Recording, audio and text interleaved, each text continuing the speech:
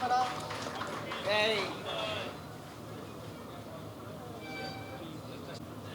Shot எடுத்துக்கலாம்.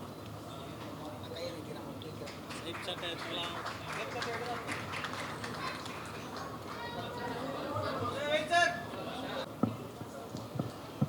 எல்லாருக்கும் வணக்கம். ஹபீபி பார்த்தப்போ இங்கே இருக்கிற எல்லாரும் சொன்ன மாதிரி எனக்குமே வந்து அது ரொம்ப ஒரு முக்கியமான படமாக பட்டுச்சு. இது ஒரு முதல் சினிமா அப்படின்ற மாதிரி இருந்தது. தமிழில் இந்த ஸ்பேஸில் ஒரு ஃபில்ம் இது வரைக்கும் நம்ம பார்த்ததில்லை. நம்ம ஒரு ஒரு முஸ்லீம் ஹவுஸ் ஹோல்டுக்குள்ளே இந்த இவ்வளவு நுட்பமான ஒரு ஜெனரேஷ்னல் டிஃப்ரென்சஸையும் ஒரு மேல் ஃபீமேல் ரிலேஷன்ஷிப்ஸையும் ஈக்குவேஷனையும் அவங்களுடைய கஸ்டம்ஸையும் ப்ராக்டிசஸையும் இந்த அளவுக்கு பதிவு பண்ணி ஒரு ஸ்லைஸ் ஆஃப் லைஃப் ஃபில்ம் நம்ம பார்த்தது கிடையாது. இதுக்குள்ளே அவங்களுடைய வாழ்வியல், அவங்களுடைய கனவுகள், அவங்களுடைய இழப்புகள், வலிகள், சந்தோஷங்கள் எல்லாமுமே இருக்குது. அண்ட் இது ஒரு ஒரு பீரியடுக்குள்ளே இருந்து பேசுகிற ஒரு படமாக இருந்தாலும் இன்றைக்கி வரைக்கும் ரெலவெண்ட்டாக இருக்கிற ஒரு ஃபில்மாக இருக்குது இது. அது பேசுகிற அரசியல் அரசியல்னு அது லவுடாக இல்லை இது வந்து ஒரு ஃபேமிலிக்குள்ளே இருக்கிற ஒரு ஹைராக்கி இருக்கு இல்லையா, அது விமர்சனப்படுத்துகிற விதத்திலிருந்து அத்தனையுமே வந்து ரொம்ப ஸ்பெஷலாக இருந்தது. மீராவினுடைய ஒரு ஒரு என்ன சொல்கிறது, ஒரு ஸ்ட்ராங் ஸ்டெப் அஹெட்டாக பார்க்குறேன் நான் இதை.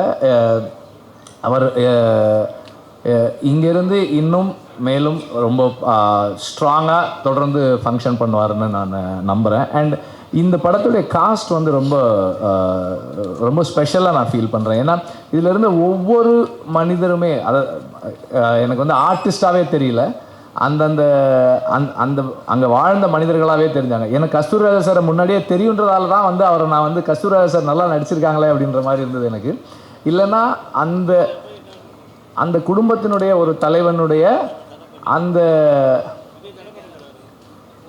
அவருடைய அக்கறைன்ற பேரில் இருக்கிற அந்த ஈகோவும் அதுவும் எல்லாமும் சேர்ந்து அவர் வந்து அந்த கதாபாத்திரமாகவே இருந்தார். அண்ட் எல்லாருமே அப்படி தான் இருந்தாங்க.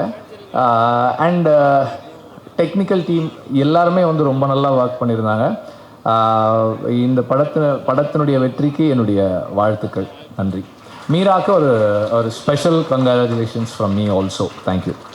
பார்த்த மிகச்சிறந்த படங்கள் தமிழில் அப்படின்னு பார்த்தா ஹபீபி நிச்சயமாக முதல் இடத்துல இருக்கும். எனக்கு ரொம்ப ரொம்ப மகிழ்ச்சியாக இருக்குது. நான் படம் பார்த்து என்னோடய நண்பர்கள் நிறைய இயக்குநர்களோட படம் பார்த்துட்டு எல்லோரும் போனதுக்கப்புறம் 1 மணி நேரம் மீராட்ட உட்காந்து பேசினேன்.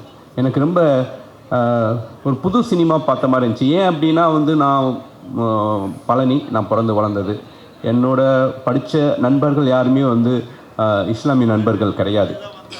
எனக்கு வந்து இஸ்லாமிய நண்பர்கள் அப்படின்னா நான் சினிமாவுக்கு வந்து இயக்குனர் ஆனதுக்கப்புறம் அஸ்லாமும் மீராவும் மட்டும்தான் எனக்கு இஸ்லாமிய நண்பர்கள். ஸோ எனக்கு அந்த லைஃப்பை பற்றி சுத்தமாக தெரியாது. எனக்கு அந்த லைஃப்பை பார்க்கும்போது ரொம்ப பிரமிப்பாக இருந்துச்சு, ரொம்ப புதுசாக இருந்துச்சு. படம் பார்த்து வந்ததுக்கப்புறம் வந்து நான் வந்து கஸ்தூரிராஜா சார்ட்டு ரொம்ப நேரம் ஃபோனில் பேசிகிட்டு இருந்தேன். ஈசா ஹீரோக்கு ரொம்ப நேரம் ஃபோனில் பேசிகிட்டு இருந்தேன். ரொம்ப மகிழ்ச்சியாக இருந்துச்சு. ரொம்ப ரொம்ப முக்கியமாக ஒரு விஷயத்தை மட்டும் சொல்லிக்கிறேன். இது முஸ்லீம் சகோதரர்கள் பார்க்க வேண்டிய திரைப்படம் கிடையாது. இது புதுமையான ஒரு திரைப்படம். இந்துக்கள், இந்து நண்பர்கள், இந்து சகோதரர்கள் அத்தனை பேரும் பார்க்கணும். ஏன்னா இது நம்ம பார்க்காத ஒரு வாழ்க்கையை இந்த திரைப்படத்தில் இந்த ஸ்க்ரீனில் காமிச்சிருக்காங்க. எல்லாரும் ஆதரிக்கணும், இந்த படத்தை கொண்டாடணும் அப்படின்னு கேட்டுக்கிறேன். இந்த படத்தில் நடித்த ஈஷாவாக இருக்கட்டும், மாளவிகாவாக இருக்கட்டும், உங்கள் பேர் டக்குன்னு வரல, உங்களுக்கும் என்னுடைய வாழ்த்துக்கள். இந்த படத்தில் உண்மையாக தேசிய விருது கொடுக்கணும் அப்படின்னா மீராவுக்கும் கஸ்தூரிராஜா சாருக்கும் தேசிய விருது நிச்சயம் கொடுக்கணும். இந்த படத்தில் வந்து சித்தி கேரக்டர் ஒருத்தவங்க நடிச்சிருப்பாங்க.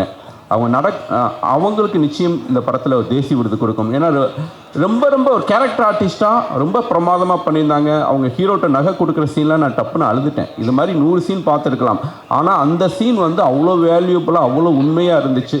ஸோ அவங்களுக்கும் என்னுடைய வாழ்த்துக்களை தெரிவிச்சுக்கிறேன். நிச்சயம் சிஎம் ஷாமுடைய படங்களில் பெஸ்ட்டு ரீரெக்கார்டிங் இந்த திரைப்படம் தான். Outstanding brother.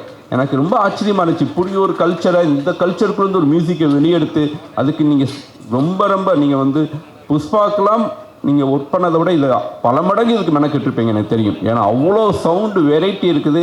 ஏன்னா நம்ம பார்க்காத கேட்காத அவ்வளோ சவுண்டுகள் நீங்கள் ஸ்க்ரீனுக்குள்ளே கொண்டு வந்து அதை கோர்த்து நீங்கள் வந்து ஸ்க்ரீனில் சொன்னது வந்து ரொம்ப ஆச்சரியம். நிச்சயம் இந்த திரைப்படத்துக்கு உங்களுக்கு தேசிய விருது கிடைக்கணும்னு நான் மனசார கடவுளை வேண்டிக்கிறேன். இந்த திரைப்படத்தில் ஒர்க் பண்ண எல்லாருக்கும் என்னுடைய வாழ்த்துக்கள்.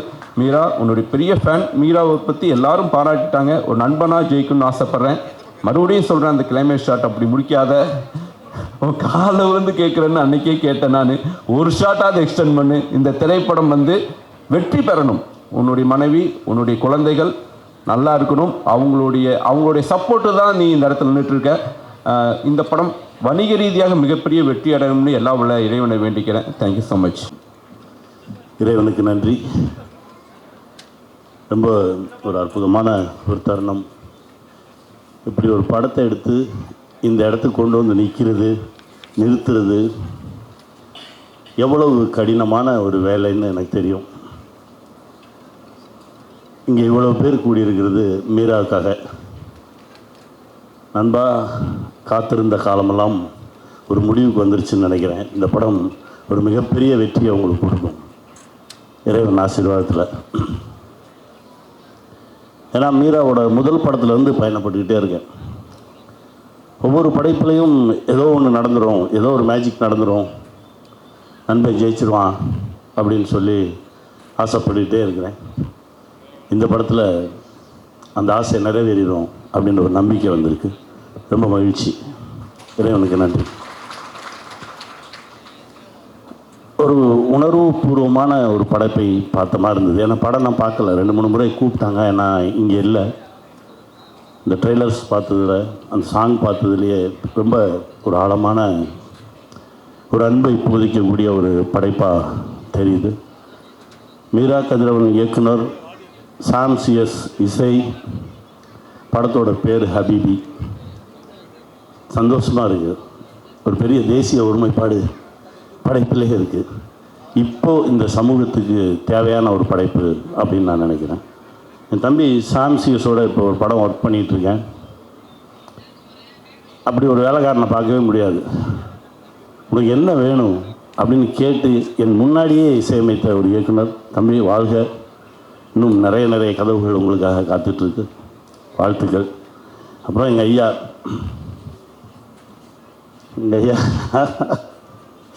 எட்டுப்பட்டி ராசா. அப்போல்லாம் கேசட்டில் நீங்கள் சொல்லியிருப்பீங்க காட்சிகளை. கஸ்தூரி பாண்டியன் உட்கார்ந்து எழுதிட்டுருப்பார். அப்புறம் நம்ம கண்ணனும் இருப்பான். உங்களுடைய உச்சரிப்பை கேட்டு வியந்துக்கிட்டே இருப்பேன். ஏன்னா இரவு மட்டும்தான் வருவேன் அலுவலகத்தில். உங்கள் அலுவலகத்தில் உங்களுக்கே தெரியாமல் ஒரு 3 மாதம் தங்கியிருந்தேன் நான். ஒவ்வொரு நாள் இரவும் நீங்கள் சொல்கிற அந்த காட்சிகளை கேட்டு அப்போ தான் சொல்லுவான் பாண்டியன், இந்த மாதிரி 100 கேசட் இருக்கு எங்கள் டேரக்டர்கிட்ட, அத்தனை கதை வச்சுருக்காரு தெரியுமா அப்படின்னு சொல்லுவான். அந்த ஏற்ற இறக்கங்கள், நீங்கள் கோவமாக பேசுகிறது, காதலோடு பேசுகிறது, அன்போடு பேசுகிறது, இது எல்லாத்தையுமே கேட்டு இவருக்குள்ளே இவ்வளோ ஆழமான ஒரு நடிகன் இருக்கானே நான் வியந்திருக்கேன். அதை இப்போ பார்க்குறதுக்கான ஒரு வாய்ப்பு. ரொம்ப சந்தோஷம். இப்போவும் உங்களை பார்த்தோன்னே தான் ஞாபகத்துக்கு, இந்த ஆஃபீஸில் கோபின்னு ஒரு பையன், ஆத்தா வந்து காசு கொடுக்கும், அவன் சாப்பாடு வாங்கிட்டு வருவான். சாப்பாடும் கொடுத்துட்டு ஒரு 10 ரூபா கையிலையும் கொடுப்பான். போனேன் இப்போது ட்ரை பண்ணு, இங்கேயே சுற்றி வராத, இங்கே நிறைய பேர் இருக்காங்க, உனக்கு இங்கெல்லாம் வேலை கிடைக்காது அப்படின்னு சொல்லி அனுப்பிச்சி விடுவான். அதெல்லாம் நினைவுக்கு வந்தது. காலம் ரொம்ப நிறைய விஷயங்கள் நமக்கு கற்றுக் கொடுக்குன்னு சொல்லுவாங்க. ரொம்ப பக்கத்திலே தான் இருந்திருக்கோம். உங்களுக்குள்ளே இருந்த அந்த நடிகன் ரொம்ப ஆழமாக இந்த திரைப்படத்தில் வெளியே வந்திருக்கான் அப்படின்னு நான் நம்புகிறேன். ஒரு மிகப்பெரிய ஒரு வெற்றியை இந்த படம் தொடும். அதற்கு இறைவன் அருள் புரியட்டும். வாழ்வோம், வெல்வோம். அனைவருக்கும் வணக்கம். ஒரு இசை வெளியீடு என்பது இசையமைப்பாளர் மற்றும் பாடலாசிரியருக்கான தினம். சாம் சிஎஸ் தன்னுடைய ஒவ்வொரு படத்திலும் தன்னை நிரூபித்துக் கொண்டே இருக்கிறார். யுகபாரதியின் பாடல்களை கவிதை போல் வாசிப்பதில் அலாலின் ஆட்டமுடையவன் நான். அவர்களுக்கு என்னுடைய பாராட்டுகளும் வாழ்த்துகளும். பொதுவாக ஒரு படம் ரிலீஸ் ஆனதற்கு அப்புறம் இன்ஃப்ளூயன்சஸ் அதை பற்றி பேசுவது, அலசுவது என்பதெல்லாம் வேறு. இதுபோல் ஒரு மேடையில் கூடி சக கலைஞர்களும் இயக்குநர்களும் எழுத்தாளர்களும் அந்த படத்தை கலந்தாய்வு செய்வதும் கலந்துரையாடுவதற்குமான வாய்ப்பு மிகவும் குறைவு. ஹபீபியை நான் ஏற்கனவே பார்த்துவிட்ட காரணத்தால் அதற்கான ஒரு வாய்ப்பாக இந்த மேடையை பயன்படுத்திக் கொள்ள வேண்டும் என்று ஆசைப்படுகிறேன்.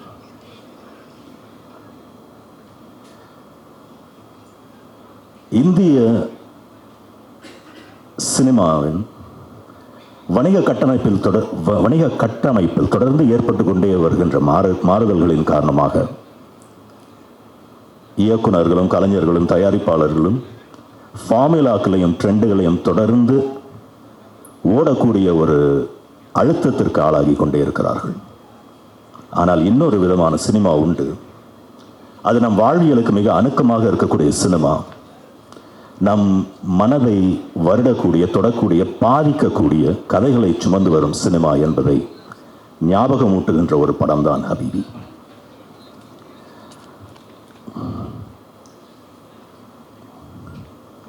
இந்த கதையை எழுதி இயக்கியிருப்பது என்னுடைய நண்பர் மீரா கதிரவன் என்பதில் தனிப்பட்ட முறையிலும் நான் பெருமைப்படுகிறேன். 80களில் வாழ்வாதாரம் தேடி நாடு விட்டு நாடு செல்லக்கூடிய கட்டாயத்திற்கு ஆளாகும் ஆண்கள், அவர்களை பிரிவாற்றாமையில் தவிக்கும் குடும்பத்தினர் மற்றும் மனைவிமார்கள், இயந்திரமயமாக்கலின் காரணமாக வாழ்வாதாரத்தை இழந்து தவிக்கும் கைத்தறி நெசவாளர்கள், கூட்டு குடும்பங்களின் சிதைவு, இவை யாவையும் கட்டி கோர்க்கின்ற அழகான உயிரோட்டமுள்ள ஒரு இளம் பிராயத்து காதல் கதை. இதுதான் ஹபீபி. That doesn't mean this is a dull, dreary, slow-moving film. It's a very entertaining film. ஒரு நல்ல படைப்பின் அடிப்படை தகுதி அதை என்டர்டெயின் செய்ய வேண்டும் என்பது. ஹபீபி is a very entertaining film. ஒரு படத்திற்கு பல பரிமாணங்கள் உண்டு. ஒரு நல்ல படைப்பு என்பது அப்படிதான் இருக்க வேண்டும். அதை ஒற்றை பரிமாணமாக சுருக்குவது என்பது அந்த படைப்பிற்கு நியாயமானதல்ல. இது முஸ்லிம் கதாபாத்திரங்களை மையமாக கொண்ட படமா என்றாலாம். இது முஸ்லீம் கதாபாத்திரங்கள், முஸ்லீம் மக்கள் பெருவாரியாக வாழக்கூடிய ஒரு ஊரை சார்ந்த பின்புலமாக கொண்டிருக்கக்கூடிய படமா என்றால் ஆம். ஆனால் இது முஸ்லீம் அல்லாதாருக்கு அந்நியமான படமா என்றால் நிச்சயம் இல்லை. இன்னும் சொல்ல போனால் ஹபீபியில் தெளிவான ஒரு தமிழ் அடையாளம் இருக்கிறது. தமிழ் சமூகத்தை சேர்ந்த அத்தனை பேரையும் தொடக்கூடிய, அத்தனை பேரும் உணர்ந்து கொள்ளக்கூடிய, ரிலேட் செய்யக்கூடிய பொதுவான அனுபவங்களை பேசுகின்ற ஒரு படம். ஒரு தமிழனால் தமிழர்களுக்காக தமிழில் எடுக்கப்பட்ட ஒரு படம். இந்த லோக்கல் லைஸ் யூனிவர்சல் என்பதால் இது மொழி கடந்தும் மாநிலம் கடந்தும் ஜெயிக்கக்கூடிய ஒரு படமாக இருக்கிறது. ஒரு கிராஃப்ட், ஒரு எழுத்தாளனாக மீரா கதிரவனின் கிராஃப்டை நான் ரசித்த இடங்கள் ஏராளம் உண்டு. இந்த படத்தில் ஒரு குறிப்பிட்ட காட்சியை பற்றி பேச வேண்டும் என்று ஆசைப்படுகிறேன். கூட்டு குடும்பத்தில் ஒரு பெரும் சண்டை. எல்லோரும் ஒருவரை ஒருவர் ஏசிக்கொண்டும் பேசிக்கொண்டும் இருக்கிறார்கள். அப்பொழுது உணவு கேட்டு ஒரு வறியவர் வாசல் வந்து குரல் கொடுக்கிறார். கஸ்தூரி ராஜா சார் மிக பிரமாதமாக நடித்திருக்கக்கூடிய ஒரு காட்சி அது. இந்த சண்டைக்கு நடுவில் அப்படி ஒரு இடைச்சல்கள் தேவையா என்றால் தேவை இல்லைதான். ஆனால் அந்த மனிதர் வந்து ஐயா உணவு வேண்டும் என்று கேட்கும் பொழுது சண்டையை நிறுத்திவிட்டு கஸ்தூரி ராஜா சார் அவர்கள் சொல்வார்கள், ஐயா இன்று உணவு கொடுக்கக்கூடிய நிலையில் நாங்கள் இல்லை, எங்களை மன்னித்துக் கொள்ளுங்கள் என்று சொல்வார். இன்றைக்கு அந்த ஊரில் அப்படிப்பட்ட ஒரு பழக்க வழக்கம் இருக்கிறதா இல்லையா என்பதெல்லாம் எனக்கு தெரியாது. ஆனால் ஒரு வாழ்வியலை, ஒரு பண்பாட்டை இந்த படம் ஆவணப்படுத்தி இருக்கிறது. ஒரு காலகட்டத்தின் ஆவணமாக ஒரு நல்ல படம் இருக்க வேண்டும். அதற்கான தகுதி இந்த படத்திற்கு உண்டு. இது மாதிரி நிறைய தருணங்கள் இந்த படத்தில் உண்டு. நவநாகரிகமான உடை அணியக்கூடிய ஒரு பெண்ணை பார்த்து சமய சார்பின் காரணமாகவோ அல்லது வேறு சில காரணங்களுக்காகவோ நாம் ஒரு முன்முடிவுக்கு வருகிறோம் என்று சொன்னால், நாம் ஒரு முன் தீர்மானத்திற்கு வருகிறோம் என்று சொன்னால், ஒரு ஜட்ஜ்மெண்ட் நிலைக்கு நாம் வருகிறோம் என்று சொன்னால், அது அந்த பெண்ணை பற்றிய ஒரு மதிப்பீடு அல்ல, நம்முடைய மனதில் பதிந்திருக்கக்கூடிய காழ்ப்புணர்ச்சிகளின் வெளிப்பாடு தான் அது. அதே மாதிரி தான் ஹிஜாப் அணிந்திருக்கக்கூடிய ஒரு பெண்ணை பார்த்து நாம் ஒரு முன்முடிவுக்கு வருவதும். இதில் ஒரு அழகான பெண் கதாபாத்திரத்தை உருவாக்கி இருக்கிறார் மீரா கதிரவன். ஹிஜாப் அணிந்த ஒரு பெண், முற்போக்கு பேசுகிறார், முற்போக்கு தலைவர்களை மேற்கோள் காட்டுகிறார். தன்னுடைய உட்பியோடு ஒரு ரெஸ்டாரண்ட்டுக்கு செல்கிறார். அந்த ஆண் மெனு கார்டை வாங்கி பார்த்துவிட்டு தனக்கு வேண்டியவற்றை ஆர்டர் செய்துவிட்டு கார்டை திருப்பி கொடுத்து விடுகிறான். இந்த பெண் அந்த கார்டை வாங்கி தனக்கு வேண்டிய உணவுகளை தெள்ளத் தெளிவாக அழுத்தம் திருத்தமாக சொல்லி ஆர்டர் செய்கிறார்.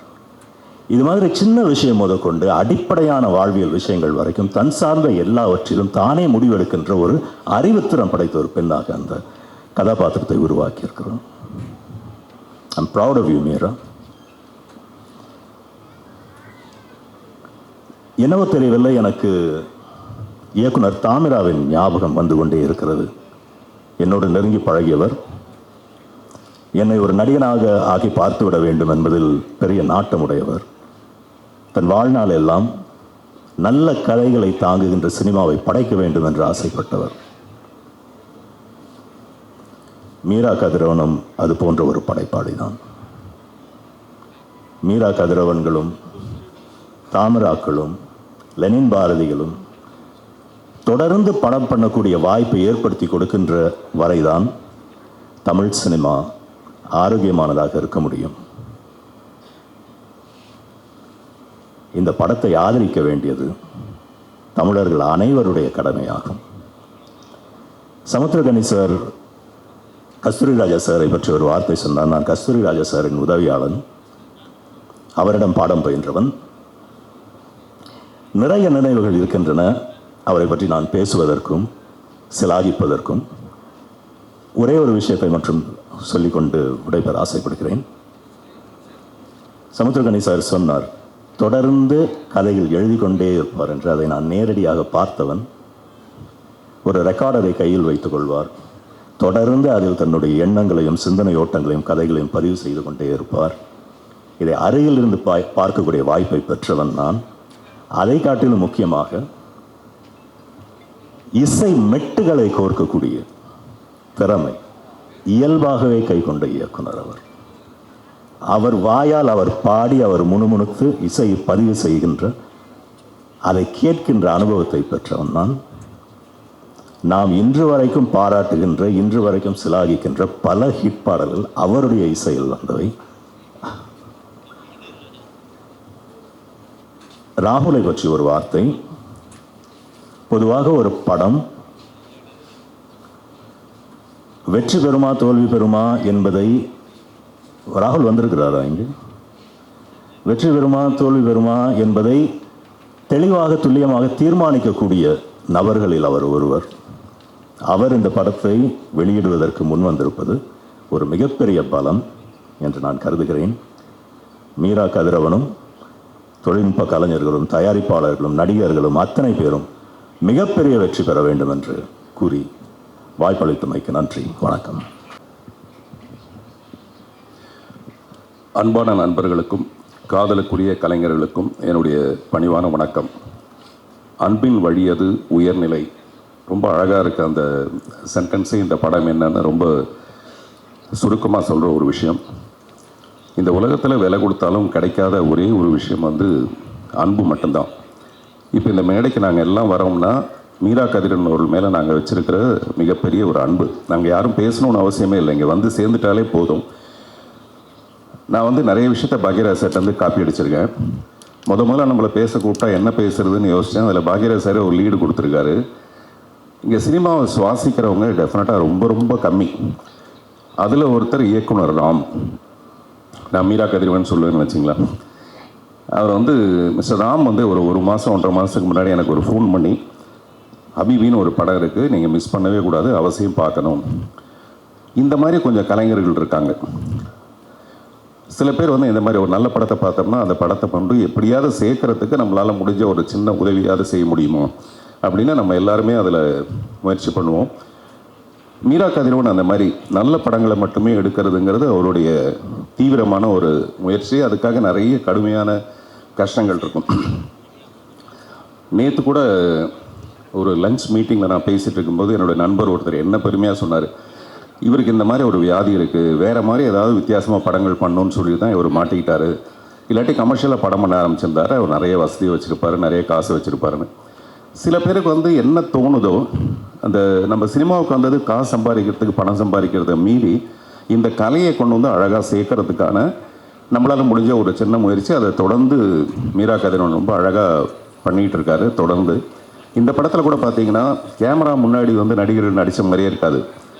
அந்த வீட்டுக்குள்ளே நம்ம கொண்டு போய் கேமரா வச்ச மாதிரி, அல்ல அந்த ஊருக்குள்ளே நம்ம கொண்டு போய் கேமரா வச்ச மாதிரியான ஒரு தோற்றம். அவ்வளவு இயல்பான ஒரு படம். இந்த அன்பை பற்றி நான் சொல்லும்போது, இன்றைக்கி சாயங்காலம் நடந்த ஒரு நிகழ்ச்சி, தயாரிப்பாளர் ராஜன் அவர்கள் வந்து தற்கொலை பண்ணிகிட்டு இருக்காருன்னு ஒரு கேள்விப்பட்டு மனசு ரொம்ப ஒழுங்கி போச்சு. தேனப்பன்ட்ட கேட்டேன், என்ன சார் அவருக்கு ப்ராப்ளம்னு. அவர் சொன்னார், அவருக்கு வசதியெலாம் நிறைய இருக்குங்க, அவர் தனியாக ஒரு ரூமில் மட்டுமே இருப்பார், அவர் வீட்டுக்கெல்லாம் போகிறதில்லைன்னு. ஒரு குறிப்பிட்ட வயசுக்கு அப்புறம் என்ன தேவைன்னா, அன்பான ஒரு பரிமாற்றம் வேணும். யாருக்கிட்டையாவது அன்பாக 4 வார்த்தை பேசுகிறதுக்கான ஒரு வாய்ப்பு இருந்ததுன்னு வச்சுங்களேன், நிச்சயமாக அவர் இந்த முடிவுக்கு வந்திருக்க மாட்டார். இன்றைக்கி வந்து சோஷியல் மீடியாவில் இருக்கிற பிரச்சனைகள் வந்து ஒவ்வொருத்தரையும் நெருக்கி தள்ளி தற்கொலை பண்ணிக்கிற அளவுக்கு கொண்டு போய் தூண்டி விட்டுடுது. அப்படி இருக்க நேரத்தில் ஒருத்தருக்கு ஒருத்தர் அன்பு காட்டுறது ரொம்ப அவசியமான ஒரு விஷயம். இன்று மாலை கூட எனக்கு அது என்னால் ஃபீல் பண்ண முடியுது. அப்படி நமக்கு நம்மளே கலைஞர்கள் எல்லாரும் சேர்ந்து ஒரு அன்பு காட்டுறது தான் மீரா கதிரவனுடைய இந்த படம் வெற்றி அடையணுங்கிறது. அவர் இன்னும் தொடர்ந்து நல்ல படங்கள் பண்ணுறதுக்கான ஒரு நல்ல வாய்ப்பை ஏற்படுத்தி கொடுக்கும். சாம் சிஎஸ் வந்து இந்த படத்தோடு ஒன்றிய நல்ல பாடல்களை கொடுத்துருக்காரு. மகேஷ் முத்துசாமி நான் சொன்ன மாதிரி இயல்பான ஒரு ஊரை நம்மக்கிட்ட காமிச்சிருக்காரு. கஸ்தூர்ராஜா அவர்கள்கிட்ட நான் எதிர்பார்க்கவே இல்லை. நான் அவருக்கு ஒரு பெரிய நன்றி கடன் பட்டிருக்கேன். 1000ல் ஒருவன் ஒரு படம் வந்து எனக்கு கிடைச்சதுக்கான ரொம்ப முக்கியமான ரீசன் வந்து மிஸ்டர் கஸ்தூர்ராஜா. எப்போயுமே ஒரு படத்தை நான் அக்செப்ட் பண்ணிக்கும் போது நிறைய அதில் ஏதாவது முரண்கள் இருக்கும், பிரச்சனைகள் இருக்கும். அது எல்லாத்தையும் சரி பண்ணி அந்த படத்தில் என்னை நடிக்க வச்சதுக்காக நான் நிறைய அவருக்கு நன்றி கடன் பட்டிருக்கேன். இந்த படத்தில் ரொம்ப ரொம்ப இயல்பாக தன் மனைவிக்கிட்ட எப்படி நடிப்பாரோ அந்த மாதிரி ரொம்ப இயல்பாக நடிச்சிருக்காரு இந்த படத்தில். பாருங்கள் எவ்வளோ அர்த்த புஷ்டியாக சிரிக்கிறாங்க பாருங்கள். கொஞ்சம் கூட மிகையாகவே இல்லைங்க, அவ்வளோ யதார்த்தமாக இருக்கு நடிப்பு. இதை விட வேறு என்ன உதாரணம் சொல்கிறது எனக்கு தெரியல. ஸோ எல்லாமே ரொம்ப சிறப்பாக இருந்தது. இன்னும் நிறைய பேர் இந்த படத்தை பற்றி பேச போகிறாங்க. அதுக்கிடையில் எங்கள் வீட்டு பிள்ளை, நம்ம ஊர் பிள்ளை போய் எங்கேயாவது பெருசாக சாதிச்சா நம்ம எப்படி பெருமைப்பட்டுக்குவோமோ அந்த மாதிரி நம்மளுடைய மாண்புமிகு தமிழக முதல்வர் திரு விஜய் அவர்களுக்காக நம்ம இங்கேருந்தே ஒரு வாழ்த்து சொல்லணும்னு ஆசைப்பட்றேன். என்ன காரணம்னா, அது வந்து ஒரு ஒன்மேன் ஷோ. தனிப்பட்ட ஒரு மனிதராக அவருக்கு அவ்வளோ பெரிய பக்கபலங்கள் எதுவுமே இல்லாமல், அவர் மேலே யாருக்குமே நம்பிக்கை இல்லாமல், ஒரு தனி மனிதனுடைய நம்பிக்கை ஜெயிச்சு இன்றைக்கி இவ்வளோ தூரம் அவர் வரும்போது நான் வரவேற்றேன் அவரை. ஒரு கேரியரோட உச்சத்தில் இருக்க ஒரு மனுஷன் 200 கோடியை விட்டுட்டு இங்கே வராருன்னு பாராட்டணும்னு சொன்னேன். அதை பற்றி நான் நிறைய எதிர்கருத்துக்கெலாம் இருந்தது. ஆனால் இன்றைக்கி கேரியரோட உச்சத்தில் இருந்து சிஎம் ஆகி இன்றைக்கி மத்தியானம் கேரியரில் சாப்பாடு எடுத்துகிட்டு வர ஒரு அரசு ஊழியர் மாதிரி காலையில் கரெக்டாக 9:30 வராரு, சாயங்காலம் வரைக்கும் இருக்கார். அதெல்லாம் ரொம்ப ஆச்சரியமாக நிறைய பேருக்கு வந்து ஒரு பிரமிப்பாக இருக்கும், அந்த 4 நாளைக்குள்ளே இவ்வளோ பண்ணுறாருன்னு. அவர் நிறைய பண்ணோம். இப்போ கமல் சார் கூட பார்த்து ஒரு 6 விண்ணப்பங்களை கொடுத்துருக்காருன்னு சொல்கிறாரு. சிறுபான்மை மக்களுக்கு நிறைய நல்ல விஷயங்களை பண்ணணுங்கிறது அவருடைய எண்ணமாக இருந்தால், இந்த சிறுபான்மை மக்கள் சினிமாவில் யாருன்னா இந்த சின்ன படங்கள் எடுக்கிறவங்க, நல்ல படங்களை ரிலீஸ் பண்ணுறதுக்கு வாய்ப்பு இல்லாமல் நிறைய போராட்டம் ஒன்று இருக்கும். அப்படிப்பட்ட படங்களுக்கு வந்து இந்த அரசாங்கம் நிச்சயமாக உதவணுங்கிறது நம்மளுடைய ஒரு அன்பான வேண்டுகோள். இந்த படத்தை கூட நேசம் ப்ரொடக்ஷன்ஸ்னு பண்ணியிருக்காங்கன்னு நினைக்கிறேன். நேசத்தை ப்ரொடியூஸ் பண்ணுறது தான் ரொம்ப கஷ்டம். நேசம் ப்ரொடக்ஷன்ஸ் வந்து இந்த படத்தை பண்ணுறதுங்கிறது இந்த படத்தோட கருத்துக்கு ரொம்ப சரியான ஒரு விஷயம் நினைக்கிறேன். மீரா கதிரவனுக்கு மீண்டும் ஒரு முறை என்னுடைய அன்பான வாழ்த்துக்களும் பாராட்டுக்களும். நன்றி. தொடர்ந்த அனைத்து நல்ல உள்ளங்களுக்கும் என்னோட மாலை வணக்கம். இப்போ போன வருஷத்துலேயும் சரி, மலையாள படத்தை இப்போ கம்பேர் பண்ணி சொல்லின்னு இருக்க தமிழ் இண்டஸ்ட்ரியில் ரொம்ப தரமான படங்கள் வந்துக்கிறீங்க. அந்த வரிசையில் இந்த படம் பார்த்த அத்தனை பேருமே மிக சிறப்பாக இருக்குன்னு சொல்லியிருக்காங்க. நான் அந்த படம் பார்க்க முடியல. நிச்சயமாக நம்ம வந்திருக்க இங்கே அத்தனை பேருமே மீரா கதிரவன் மேலே வச்சுருக்க நம்பிக்கையில் தான் வந்திருக்கோம். நிச்சயமாக இந்த படம் பெரிய வெற்றி படமாக இருக்குன்னு வேண்டி விடைபெறுகிறேன். நன்றி.